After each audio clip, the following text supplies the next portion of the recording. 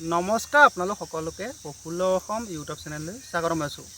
যদি আপোনালোক চেনেলটোলৈ প্ৰথমবাৰৰ বাবে আহিছে প্লিজ চেনেলটো ছাবস্ক্ৰাইব কৰি দিব, ভিডিঅ'টো এটা লাইক কৰি দিব আৰু যিসকল দাদা বাইদেউ ভাইটি ভণ্টি আৰু বন্ধু বান্ধৱী অসম আৰক্ষী নাইবা অসম বন বিভাগত এটা চাকৰি ল'ম বুলি ভাবি আছে তেওঁলোকে ভিডিঅ'টো শ্বেয়াৰ কৰি দিব।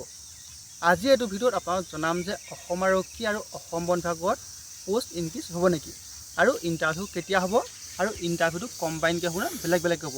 এই ভিডিঅ'টোত সকলোখিনি কথা জনাই দিম, গতিকে ভিডিঅ'টো শেষলৈকে চাই থাকিব।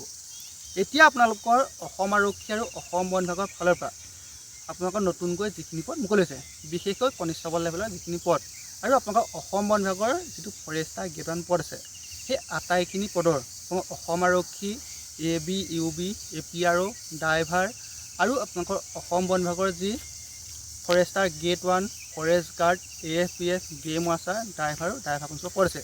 এই আটাইখিনি পদৰ যিটো ফিজিকেল টেষ্ট হয়, সেই ফিজিকেল টেষ্টটো ছেম হয়, য'ত ল'ৰাসকলে 3200 মিটাৰ আৰু ছোৱালীসকলে 1600 মিটাৰ দৌৰিব লাগে। তাৰপিছত লং জাম্প ল'ৰাসকলে 16.5 ফুট মাৰিলে এক্সিলেণ্ট আৰু ছোৱালীসকলে 12 ফুট 10 ইঞ্চি মাৰিলে এক্সিলেণ্ট। তাৰপিছত আপোনালোকৰ অসম আৰক্ষী যিটো AB ক্ষেত্ৰত এটা এক্সট্ৰা ইভেণ্ট আছে, সেইটো হৈছে চিন-আপ।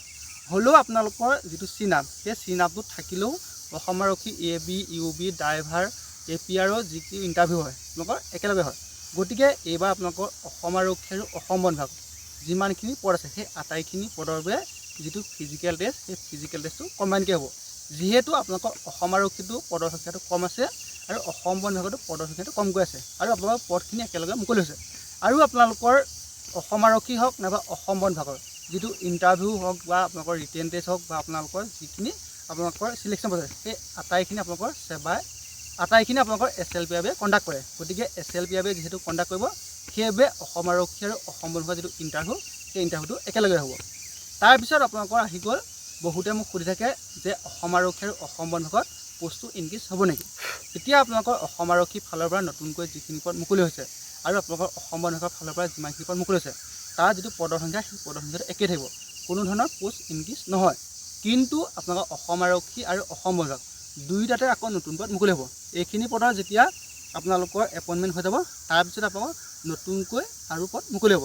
যিহেতু অসমৰ মাননীয় মুখ্যমন্ত্ৰী ডক্টৰ হিমন্ত বিশ্ব শৰ্মা ছাৰে প্ৰথমখন কেবিনেট মিটিঙতে ঘোষণা কৰিছে যে 5 বছৰত 2 লাখ নিযুক্তি দিব আৰু তাৰ কাম আপোনালোকৰ ষ্টেপ বাই ষ্টেপ আগবঢ়াইছে। আপোনালোকৰ প্ৰথম এখন টাস্ক ফ'ৰ্চ গঠন কৰিছে আৰু সেই টাস্ক ফ'ৰ্চে আপোনালোকৰ নতুনকৈ 2,15,000 কিমান পদ খালী হৈ আছে বা আপোনালোকৰ কেনেদৰে আপোনালোকৰ নিযুক্তি পাব, সেইখিনি আপোনালোকৰ 3 মাহৰ ভিতৰত চৰকাৰক দিব।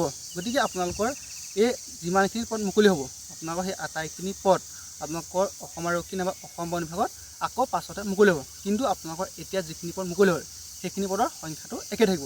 গতিকে আপোনালোকৰ যিসকলে অসম আৰক্ষী নাইবা অসম বন বিভাগত এটা চাকৰি ল'ম বুলি ভাবি আছে, তেওঁলোকে ভালদৰে ফিজিকেল টেষ্ট লগতে ৰিটেন টেষ্টৰ বাবে ভালদৰে পঢ়া শুনা কৰি থাকক। আপোনালোকৰ যিটো অসম আৰক্ষী নাইবা অসম বন বিভাগৰ ইণ্টাৰভিউ, সেই ইণ্টাৰভিউটো নৱেম্বৰ নাইবা ডিচেম্বৰ মাহত অনুষ্ঠিত হ'ব। CM ছাৰে ইলেকশ্যনৰ আগতে কৈছিল যে নৱেম্বৰ ডিচেম্বৰত ইণ্টাৰভিউ হ'ব। গতিকে আপোনালোক খুব সম্ভৱতঃ নৱেম্বৰ নাইবা ডিচেম্বৰ মাহতে ইণ্টাৰভিউ অনুষ্ঠিত হ'ব। গতিকে আপোনালোকে ইণ্টাৰভিউলৈ অপেক্ষা নকৰি এতিয়াৰ পৰা নিজকে ভালদৰে সাজু কৰক। আৰু আপোনালোকৰ এইবাৰ যদি অসম আৰক্ষী আৰু অসম বন বিভাগৰ ইণ্টাৰভিউ লগতে অনুষ্ঠিত হয়, তেতিয়া আপোনালোকৰ বহুতৰে লাভ হ'ব। কিয়নো আপোনালোকৰ যদি বেলেগ হয়, তেতিয়া এনেকুৱা হয়, কোনোবা এজন ল'ৰাই অসম আৰক্ষীতো চাকৰি পাব, অসম বন বিভাগত চাকৰি পাব।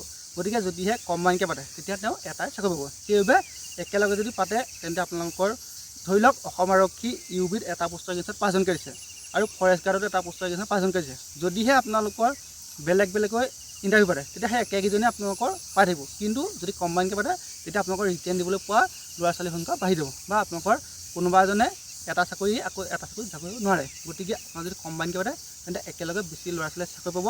সেইবাবে আপুনি যদি এটা চাকৰি ল'ম বুলি ভাবিছে, তেতিয়াহ'লে আপোনালোকে এতিয়াৰ পৰা নিজকে ভালদৰে সাজু কৰক। ধন্যবাদ।